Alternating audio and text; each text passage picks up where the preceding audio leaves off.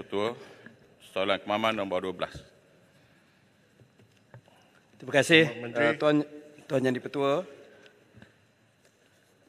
Untuk makluman ahli yang berhormat, sebanyak 90 kes pembalakan haram telah direkodkan di seluruh negara pada tahun 2022.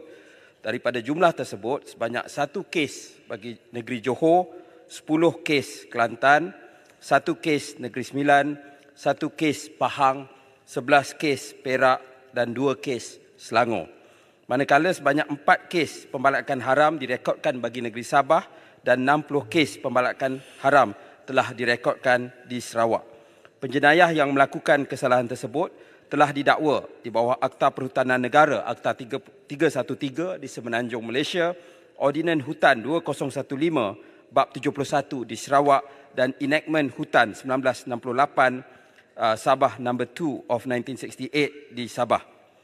Tentang penggunaan teknologi, NRECC menerusi Jabatan Perhutanan Semenanjung Malaysia, Jabatan Perhutanan Sabah dan Jabatan Hutan Sarawak turut mengambil pendekatan menggunakan teknologi seperti sistem Forest Monitoring Using Remote Sensing FMRS dengan izin di Semenanjung, sistem Continuous Monitoring of Surveillance COMOS di Sarawak dan serta sistem aplikasi I4 Sabah di Sabah dalam aspek pemantauan dan penguatkuasaan hutan di negara ini.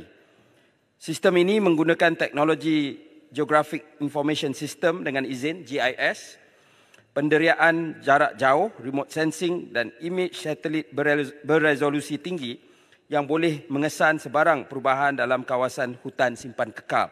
Sistem ini membantu pasukan rondaan dan operasi penguatkuasaan untuk membantras aktiviti kesalahan hutan di lapangan dengan maklumat lokasi yang lebih spesifik. Selain itu, teknologi seperti drone juga digunakan sebagaimana disebut oleh Yang Berhormat yang bertanya bagi membantu membantras jenayah hutan melalui pemantauan udara di lokasi-lokasi yang tertentu.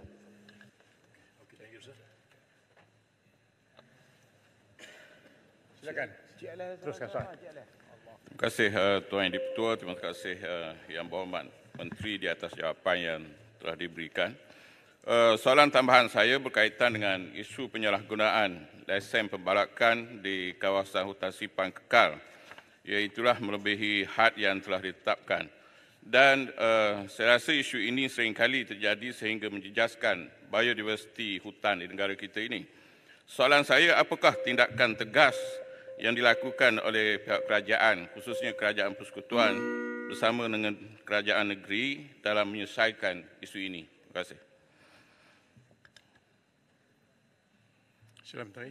Ya, terima kasih atas soalan yang telah dibangkitkan tentang langkah-langkah yang telah diambil oleh Kerajaan Persekutuan bersama-sama dengan kerajaan negeri. Sebagaimana yang telah disebut oleh Yang Berhormat, dalam soal perhutanan ini, ya, pihak berkuasa negeri mempunyai bidang kuasa yang luas, ya, tetapi Kerajaan Persekutuan juga ada peranan untuk memastikan keadaan hutan simpan kekal khususnya berada dalam keadaan yang baik. Jadi buat masa ini kita bergantung kepada peruntukan yang telah diambil di bawah perundangan yang saya telah sebutkan tadi, iaitu Akta Perhutanan Negara bagi Semenanjung, Ordinan Hutan bagi Sarawak dan juga Enactment Hutan bagi negeri Sabah.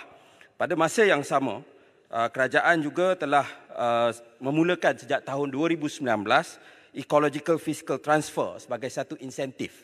Sebab banyak aduan yang kita terima daripada peringkat kerajaan negeri ialah bahawa kerajaan negeri diminta untuk memelihara hutan tetapi tidak diganti dari segi hasil untuk pemeliharaan tersebut. Dan sebagai rekod secara ringkas, antara negeri-negeri yang menerima pada tahun lepas, kalau EFT, negeri Sabah menerima 12.997 juta ringgit, negeri Kelantan 5.938 juta ringgit, Terengganu 6.9 juta ringgit, Kedah 4.4 juta ringgit, Pahang 8.49 juta ringgit, Sarawak 13.3 juta ringgit, Perak 6.3 juta ringgit dan Selangor 3.7 juta ringgit.